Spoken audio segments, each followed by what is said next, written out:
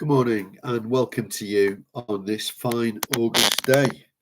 And I'm going to be just sharing a few afterthoughts about the White House farm murders. I wanted to just share this really with you and try to be as fair as possible on this particular topic. Now, Nevil Bamber, who was the adopted father of Jeremy Bamber, I'm starting with him really because this was a man, although he'd had a back injury, he'd actually flown, I believe, Hurricane fighters in World War II. He was a 61-year-old in 1985. He was 6'4" tall. He was, despite a back injury in the Second World War, he was physically fit. Sheila, his adopted daughter, apparently did have hand-eye coordination issues, and apparently, according to a friend of the family, a friend of Sheila's, her hand-eye coordination was poor. When her body was examined, Sheila, Jeremy's sister, adopted sister, the two children, both Sheila and Jeremy, were adopted. Both her hands and the soles of her feet were spotlessly clean. There was no residue. Her soles of her feet were clean. There was no sugar. And there was sugar spilled apparently clearly in the kitchen where there was a struggle with Nevil. She had no detritus of any kind on her feet or hands. Her nails were immaculate. In the kitchen, Nevil, the 6'4" farmer and father of Jeremy and Sheila, had been subdued by shooting 4 bullets into him and by, it appears, a strong physical altercation that appeared to happen in the kitchen. Anne Eaton, who is a cousin of June Bamber, immediately had suspicions about Jeremy Bamber. Now, I'm going to go on to a sideways track here because there was a vacation park, and I'll come back to this a bit later. There was a vacation park that was owned jointly with the Bamber family and other family members. This is an asset, and Jeremy, on the death of the family, would actually gain financially quite a considerable sum of money, and I'll come back to that sum of money later. But Anne Eaton was concerned that Bamber's motive was financial gain. Jeremy tried to badmouth June's as a wider family, as a cousin of the family, tried to badmouth the wider family's motives.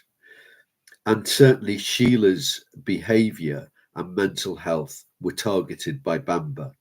Anne went with her family to talk to the police after the murders, and Detective Taft Jones didn't respond well to that response by the wider family.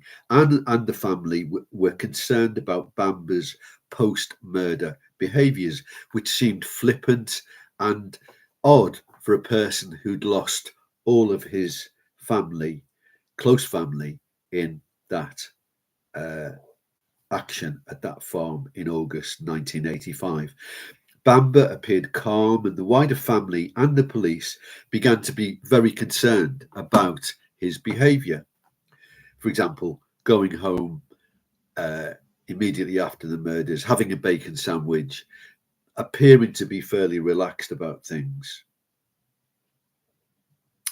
Then the family, again, and I reference Anne Eaton here, but it was much wider, and the executor of the estate did a search and a inventory list of the family house, the family farmhouse at White House Farm. A gun cupboard was looked at, and a rifle silencer, or a sound moderator is the technical term, was found by the family and the executor of the estate. And police were made aware of this rifle sound moderator. It was then forensically studied. It must be said that the police initial forensics and crime scene preservation was seriously flawed. It was an example in bad practice. Bamber's behaviour later at the funerals of, first of all, his family, and then I think the twins were buried afterwards, the two 6-year-old twins, was over the top. His behaviour seemed performative and false. After the funeral, Jeremy Bamber is living it up. He's going on holidays, he's eating out, he's going to nightclubs. In fact, I think he goes to Amsterdam, I believe, either with his girlfriend, or Julie goes to Amsterdam and buys, Julie Mugford, his girlfriend, goes and buys cannabis for him after the twins' funeral, the twin boys that were the children of Sheila. Julie Mugford in September speaks to the police. So the murders happen in August 85. Julie Mugford goes to the police in September.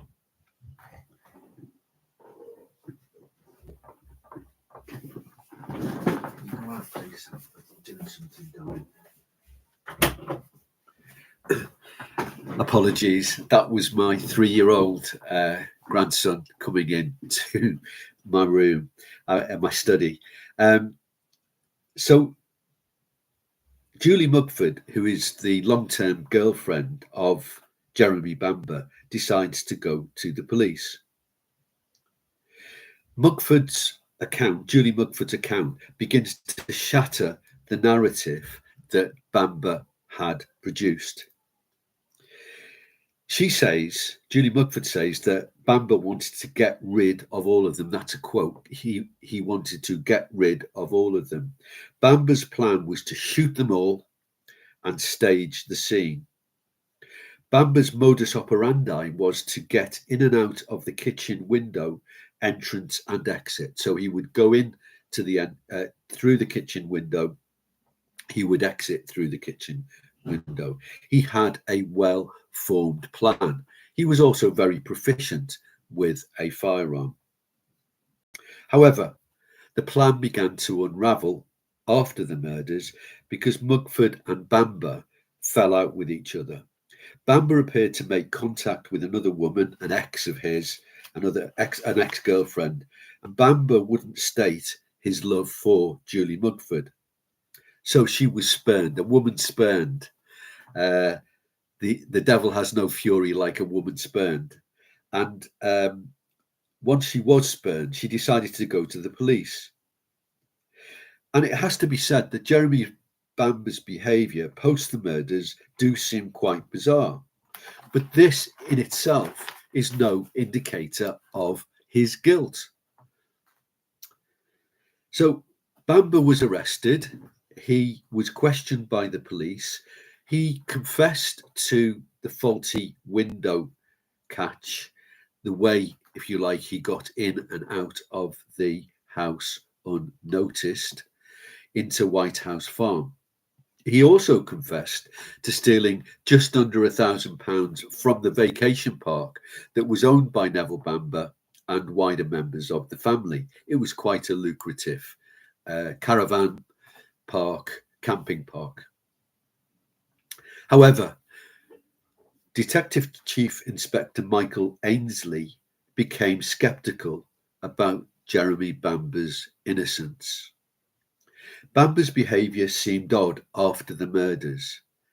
Ainsley sends a report to the DPP, the Department of Public Prosecutions. Bamber would stand on the death of his family to gain a large amount of money. In today's values, about £3 million of money. In October 86, Jeremy Bamber was put on trial for the murder of 5 members of his close family. And also under scrutiny was whether, at that trial, did Sheila herself or Jeremy Bamber commit the murders. It was a slightly unusual trial. It wasn't just Jeremy on trial, effectively. It was looking at Sheila's role and responsibility in it. Sheila's prosecutor basically is saying that Sheila's behaviour was a form of ritualistic behaviour. So it speaks about basically that her balance of her mind was seriously disturbed. She did have paranoid schizophrenia. She did threaten suicide. And then there was also a threat, possibly by Nevil and his wife, to put the twins into foster care. I'll come back to that later. So the prosecution against Jeremy Bamber, however, against the prosecution, if you or if you like, Sheila's reason for killing the family was that it was a form of ritualistic behaviour. The prosecution against Jeremy Bamber was about a well-planned shooting. It was for financial gain. That was the motive. That was the prime motive. The gain by Jeremy Bamber of, in today's values, about £3 million plus property. Jeremy Bamber laid the blame squarely on Sheila, but her psychiatrist at the time cast doubt on Sheila as a killer. Sheila was indeed disturbed, but she'd never had violent outbursts in hospital when she was there. However, Julie Mugford, Jeremy Bamber's girlfriend, wasn't Lily White, and she confessed to thefts, both with Jeremy Bamber and prior. She had actually, this wasn't anything to do with Jeremy Bamber, she'd been engaged in some checkbook fraud, which was a very common offence when checkbooks were much more common in the 1980s. She did also confess to the camping site theft with Jeremy Bamber. However, the trial came to an end, and Jeremy Bamber was, on a 10-2 majority verdict, found guilty. Jeremy Bamber was described by the judge at the time as evil. He was described by the judge also as warped, callous, and having an evil mind. The judge doubted whether Jeremy Bamber could ever be released back into the community. Bringing it more up to date, in 1989, Jeremy Bamber had his first appeal. It was turned down. In 1994, the Home Secretary actually had it within his power to give Jeremy Bamber a whole life tariff, which he did in 1994. In 2002, he had his second appeal, which failed. It has to be said that Jeremy Bamber has a very large group of followers, supporters, call them what you will, who believe that there has been a grave miscarriage of justice, and they support wholeheartedly Jeremy Bamber's innocence. And it must be said about that. However, the silencer was a key part of the evidence, and this silencer, it is itself highly debated. And I've put a link in the comments in my earlier video about the New Yorker article, which cast doubt upon the efficacy, if you like, of the silencer that was found by the family. In 2020, Jeremy Bamber submitted 29 complaints about Essex Police, but there was no further action taken on that. The Criminal Cases Review Board in 2025 did look at Jeremy Bamber's case. It might be his best chance, but it's unlikely to go to the Court of Appeal. In fact, Jeremy Bamber, in mitigation, said that he believes that Sheila was shot once by herself and then shot again by Essex Police. This sounds highly dubious to me. However, that is what Jeremy Bamber maintains. Sheila Cafell is somebody that hasn't come into the picture very much. He was a devoted father. He was the twin boys, 6 years old. He was the twins' father. He wrote a book called In Search of Rainbow's End. And it's a book about the 5 murders. I've not read it myself. But I think one of the things that we need to stop and reflect on is that there were not only 3 adults killed, but there were 2 6-year-old twins who were killed. So, is there any reasonable doubt about Jeremy Bamber's guilt? In 2009, Jeremy Bamber was psychologically assessed, and he does not manifest any mental aberrations. He doesn't come across as a narcissist or a sociopath. However, Sheila Cafell was a very disturbed individual. She was bipolar and a seriously damaged individual. New Yorker magazine, and I've put a link in my previous video to their 2024 article, felt that Jeremy Bamber's prosecution and imprisonment was unsafe. And I find it quite interesting that although there are lots of murders in the United States of America, this has created quite a lot of interest by our cousins across the pond. They're quite interested in commentary about this 1985 case. Then there's the question of the crime scene photos. The crime scene photos apparently differed from what police recollected originally seeing when they entered the farmhouse.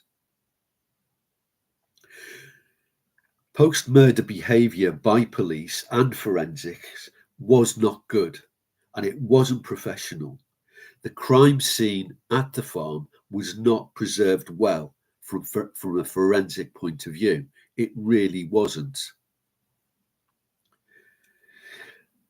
Also, did the wider family stage the finding of the silencer? And there's a lot of debate about that, and you'll read that in the New Yorker article. Sheila Cafell, the twins' parent, the mom of the twins, she could use a gun, and whilst not super skilled, she had used a gun, and despite her lack of hand-eye coordination, she could use one. Also, then there's this person seen at the window of the farmhouse when the police arrived initially, once they went to investigate. A shadow was seen to cross the window, the front window of the farmhouse, and that was when they first arrived. Then there was the 999 call from the farmhouse. Was someone actually alive in that house? Did Sheila have a strong motive for killing her family? There was a discussion about Nevil and Julie. Did they have a well-formed plan to foster the twins? If so, that would have driven Sheila to distraction. That could have been a motive in her mind, and whilst her mind, the balance of her mind was disturbed. When she had her last injection for her paranoid schizophrenia, she'd actually said to the people giving her injection, "Can I have 50% less of the amount that I normally have?" Which is quite concerning, given her fragile and difficult mental state. I've also put a link in my last video about Emma Kenny is a crime commentator, very active on YouTube. I've put she's done a very interesting 2-part discussion on the case. Emma Kennyfield, whilst she initially felt that Jeremy Bamber was guilty, and she still feels that he's guilty, she does feel there is some reasonable doubt about Jeremy Bamber's guilt. The police and forensic treatment of the scene post-murders was abysmal. I can't stress that enough. It doesn't mean that some good police work didn't take place. Detective Inspector Ainsley, for example, did latch on to Jeremy Bamber's odd behaviours and did do some very thorough police work. Much of the case notes are now closed until the 2050s, but Jeremy Bamber has had all of his appeals turned down, and he continues categorically 100% to protest his innocence of the murders. So I'm going to leave that with you. What do I feel? Well, on the balance of probabilities, I feel that it is a safe conviction. I believe that Jeremy Bamber is guilty. I don't think the evidence against Sheila is strong at all, but it doesn't mean that there are not, there are some strong inconsistencies. And I'm going to leave it with you. They're my afterthoughts. Thank you for your time. It's gone on a little bit longer than I normally do. It's gone on for 20 minutes. So if you've stayed with me for 20 minutes, thank you very much. I really appreciate that. And have a great day. Goodbye and God bless you.